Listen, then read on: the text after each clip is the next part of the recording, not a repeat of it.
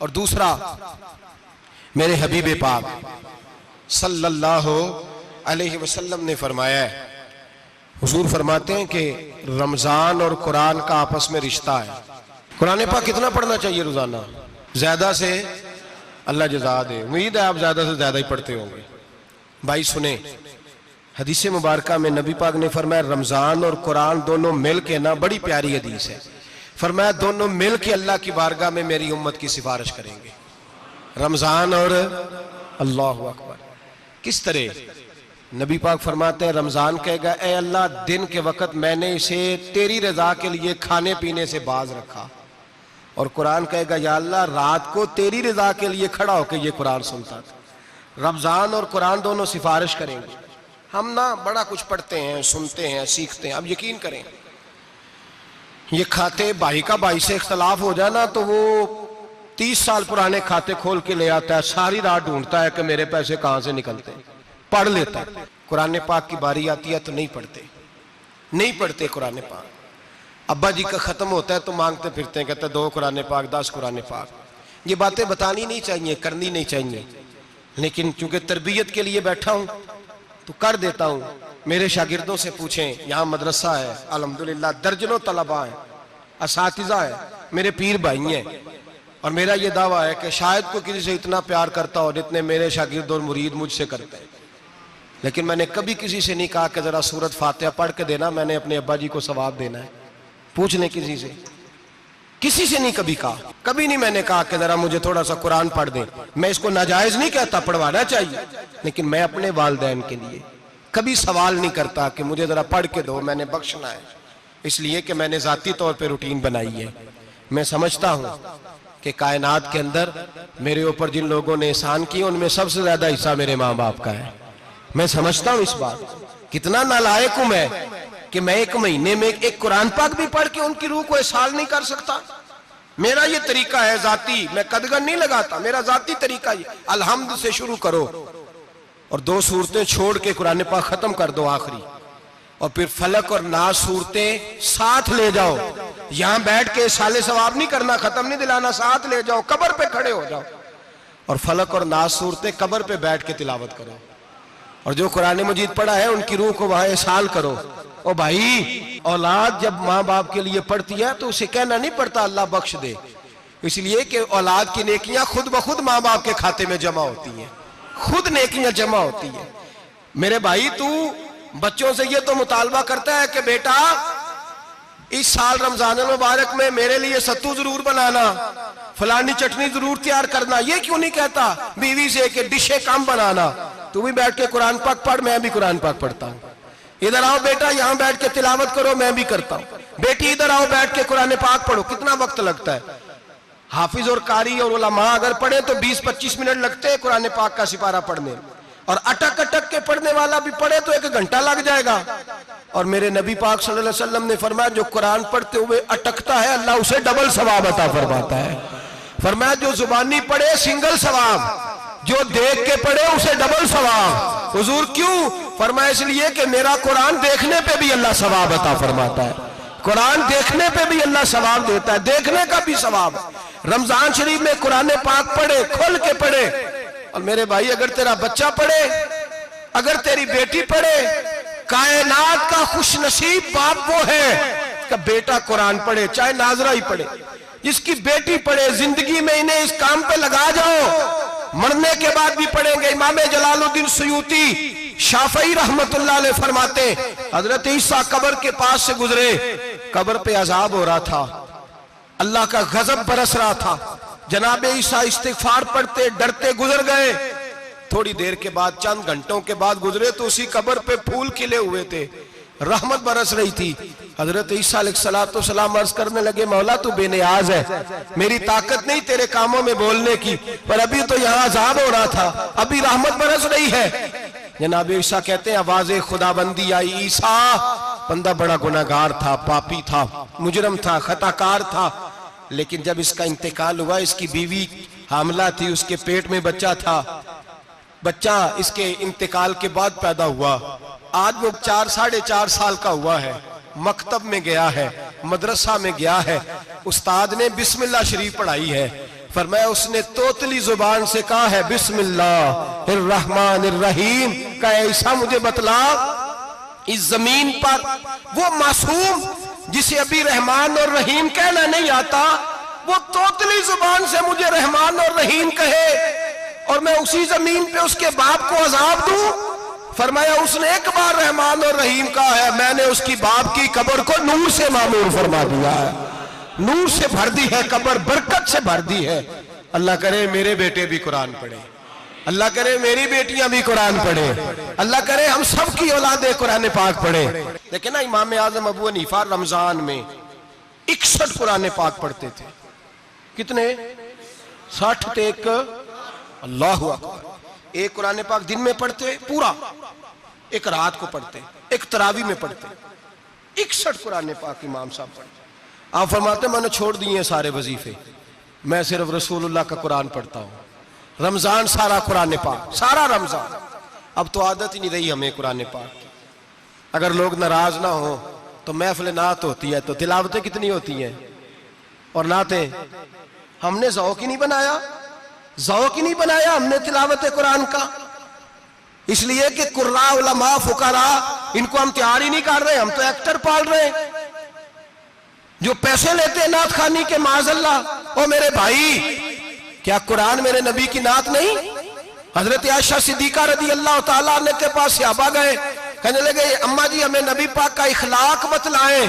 तो अम्मा जी कहने लगी जाओ जाके कुरान पाक पढ़ो, काला खुलुकुहुल कुरान, सारा कुरान मेरे नबी के इखलाक का ही नाम है। ये सारी नात है, ये सारी नात है। इस नात को सुनने लोग क्यों नहीं आते? इतना राश में अपने नात में उतना तरावी पे क्यों नहीं होता? और मिल्लत का जवान याद रखे, बूढ़े तरावियां पढ़ते हैं, ज़ईफ तरावियां पढ़ते हैं, घुटनों में दर्द है तरावियां पढ़ते, बीमार बूढ़े तरावियां पढ़ते हैं, जवान वहां चौक में खड़े। क्या जवानी इसलिए है चौकों में खड़ा हुआ जाए? क्या जवानी इसलिए है कि सऊदी अरब जाने के लिए पासपोर्ट बनाना हो तो 2.5 घंटे खड़ा रहे तू, शनाख्ती कार्ड के दफ्तर तू खड़ा रहे, प्रोटेक्टर के लिए खड़ा रहे, काफरों के सामने कासा लेसी करने के लिए तू खड़ा रहे, तू नौकरी पे जाए तो सारी रात खड़ा रहे, और तू कुरान के लिए खड़ा नहीं होता? मेरे महबूब ने फरमाया मन कामा ईमानन व इहतिसाबन गुफिरा लहु मा तक़द्दम मिन ज़ंबि। फरमाया जो रमजान मुबारक में अल्लाह की रिजा के लिए गुनाहों की माफी के इरादे से कयाम करेगा, रातों को इबादत करेगा, अल्लाह उसके पिछले सारे गुनाह माफ फरमा देगा। नौजवान इरादा करें, प्रोग्राम बनाएं कि इंशाअल्लाह कुरान पढ़ना भी है, कुरान पढ़वाना भी है, सुनना भी है, और इंशाअल्लाह बोलिए सुनना भी है और पढ़ना भी है और पढ़ाना भी। हिम्मत करें, दलेरी करें, आके खड़े तो हो, अल्लाह तौफीक अता करेगा। पहली बात यह कि रोजा रखें, दूसरी बात यह कि कुरान पाक की तिलावत करें, और रोजा रखें तो रोजे के सारे हुस्न समेत उसे रखें। नबी पाक ने फरमाया रमजान गमखारी का महीना है, गमखारी करें। हमारे जमाने में 2 किस्म की तकलीफें हैं। एक तो गरीब आदमी, उसका हाल यह है कि वो मांगते ही गुजारा करना चाहता है, उसने हाथ यूं कर लिया है तो अब उसका यूं होने को तैयार नहीं। जरूरत अगर किसी आदमी को किसी दरवाजे पे ले जाती है तो बुरा नहीं, लेकिन सवाल का अपने ऊपर दरवाजा खोल लेना ये ठीक नहीं। फाका कशी पैदा करें, हौसला पैदा करें, थोड़े पे गुजारा करना सीखें। गरीबों को भी इजाजत नहीं कि वो निकल खड़े हों मैदान में मांगने के लिए। टोलियां निकलती हैं रमजान में, जत्थे निकलते हैं खैरात इकट्ठी करने वाले। बचें। मेरे नबी पाक सल्लल्लाहु अलैहि वसल्लम ने फरमाया जिसने बगैर जरूरत के सवाल किया, जब कयामत के दिन आएगा तो उसके चेहरे के ऊपर गोश्त नहीं होगा, सिर्फ ढांचा ही होगा। इतनी भयानक सूरत में आए, बगैर अशद जरूरत के सवाल न कर, कभी सवाल न कर। और अमीरों से गुजारिश है कि रमजान हमदर्दी का महीना है, हमदर्दी करें तो सामने वाले की इज्जत का भी ख्याल करें। ये बात दुरुस्त है कि गरीब सियाना नहीं होता, इसलिए कि जिसकी जेब में पैसे नहीं होते भाई उसे अकल भी नहीं होती। जिसके घर कार नहीं होती उसे चलाने का तरीका, जिसके घर ओवन नहीं होता उसे चलाने का तरीका भी नहीं आता। जिसके घर में चीजें होती हैं उसे चलाना भी आ जाता है। जिदे घर दाने ओदे कमले भी उसके सियाने हो जाते हैं। तो चौधरी साहब, सेठ साहब, नवाब साहब आटा तकसीम करते हैं, खड़े होके फोटो खिंचाते हैं, फेसबुक पे देते हैं। और एक आटे का थैला और 10 अखबारों में फोटो। अल्लाह से डरें। रमजान हमदर्दी का महीना, हमदर्दी का। गरीब को दें तो उसकी इज्जत को रुसवा ना करें। मेरे नबी पाक अलैहिस्सलाम के सहाबी हजरत अब्दुल्लाह इब्ने उमर रदी अल्लाह ताला अन्हु ढूंढ के लाते थे मिस्कीनों को, ढूंढ के, और जब लाते थे तो अपने दस्तरखान पर बिठाकर अपने साथ अफ्तारी कराया करते थे। और फिर फरमाया अल्लाह ताला ने लन तनालुल बिर्रा हत्ता तुनफिकु मिम्मा तुहिब्बून, अल्लाह के रास्ते में वो चीज देनी है जो तुम्हें ज्यादा प्यारी हो। कौन सी चीज जो तुम्हें, मैं थोड़ा सा बेबाक हूं, बाज दोस्तों के साथ, सबके साथ नहीं। एक दोस्त मदरसे में घी देने आए एक दफा, तो वो वाला घी दे गए जो सबसे सस्ता था। तो मैंने कहा मुझे दयानतदारी से बचाए, आप यही खाते हैं घर में? कहने लगे नहीं। तो मैंने कहा फिर हमने बच्चे मारने के लिए तो नहीं ना रखे हुए, क्या वो वाला घी अल्लाह के रास्ते में प्यारी चीज दे रही है ना, इसलिए गले गले नोट लोग मस्जिद के गले में डाल जाते हैं, फटे हुए डाल जाते हैं, कहते हैं जोड़ लेंगे मौलवी साहब। और खुदा के बंदे प्यारी चीज देनी थी तूने, और तूने उसका तर्जमा उल्ट कर लिया है। समझ ले, रमजानुल मुबारक में किसी गरीब की मदद करनी है तो साथ उसकी इज्जत भी करनी है। नबी पाक अलैहिस्सलाम के दरवाजे पर जब से, ये जुमला एक है लेकिन बड़ा कीमती है। सहाबा कहते हैं जब हम दरवाजा रसूल पे जाते थे खैरात भी मिलती थी और इज्जत भी मिलती थी। खुद भीख दे खुद ही कहें मंगते का भला हो, खैरात भी मिलती थी और इज्जत भी मिलती थी। नबी पाक साथ इज्जत भी देते थे, मिस्कीन को गरीब को दें और खैर खाई करें। जूते बेचने वाले जूतों के रेट सस्ते करें, कपड़ा बेचने वाले कपड़े का रेट, दर्जी साहब भी रेट सस्ता करें, दुकानदार भी चीजों का रेट, हकीम साहब पैसे कम लें, डॉक्टर पैसे कम करें, हुकूमत निर्खों में कमी करे, और ये काम इज्तिमाई तौर पे करें। मेरे नबी पाक ने फरमाया रमजान गमखारी का महीना है, इसमें गमखारी करनी है, दूसरे का ख्याल करें, इशार करें, कुर्बानी करें। यहाँ हर चीज का रेट बढ़ जाता है रमजान शरीफ में। हर आदमी कहता मेरा सीजन आ गया है, तवज्जो बढ़ाएं, ख्याल करें, गमखारी का महीना है। और फिर आप लोगों से ये भी गुजारिश है कि रमजानुल मुबारक का जब महीना आए तो जिस आदमी के साथ नेकी करनी है वक्त पे करें। किसी गरीब को पैसे देने हैं, कपड़े देने हैं तो यकम रमजान को दें। मैं अक्सर दोस्तों से पूछता हूं, मैं कहता हूं कारी साहब नूं जोड़ा कदों देंदे हो? कहंदे 27वीं वाले दिन। मैं क्या मैनूं लग गई समझ, तुहाडी साजिश है किधरे सवा के पा ना लवे। एवं मौलवी चौधरी साहब दे नाल दे कपड़े पा ले, कित्थे लिखिया इनू देना 27वीं? तुसीं दसो 27वीं वाले दिन को दर्जी सी के देंदा, ਉਹਨੂੰ 3 गुना भी पैसे दईए तो कहता जेडे बाकी ने उन्होंने नहीं बटन पे लगते मेरे को, कितों जोड़ा सीख। तो किस दिन देते हो कारी साहब को? क्या मकसद है? पहनने के लिए दे रहे हो या इसलिए दे रहे हो कि ना पहन सके? तो भाई आप जब किसी को कुछ चीज देंगे तो कब देंगे? जब वो इस्तेमाल कर सके। गरीब को लोग फतराना देने जाते हैं ईद से एक दिन पहले, तो क्या करेगा उसका? वो ना तो कपड़े खरीद सका ना रोटी ला सका। बल्कि मेरे हजरत साहब फरमाते हैं रमजान से पहले दे दो, रमजान की नीयत करके रमजान से 1-2 दिन पहले दे दो, अल्लाह रमजान जितना सवाब ही अता फरमाएगा। रमजान से पहले दो जिसको कुछ है दिन, कबल अज़ वक़्त तैयारी करो। और मेरे किबला साहब फरमाया करते अपने कपड़े बाद में, गरीब के बच्चों के कपड़े पहले, अपने घर की जरूरियात बाद में, गरीबों की जरूरियात इसलिए कि अल्लाह पाक ने उनका रिज़्क़ भी हमारे घर भेज दिया। हमारी ड्यूटी लगाई है कि तुमने बांटना, बांटने वाले बनो। और ये ज़हन बनाए कि पता नहीं किसका हिस्सा था जो अल्लाह ने मेरे घर भेजा, ये ज़हन बना के बांट। और जिसको देने जाए, हाँ आपको इजाजत है थोड़ा बहुत पता करने की, लेकिन थोड़ा बहुत तफ्तीश करने की इजाजत, बाल की खाल उतारने की इजाजत।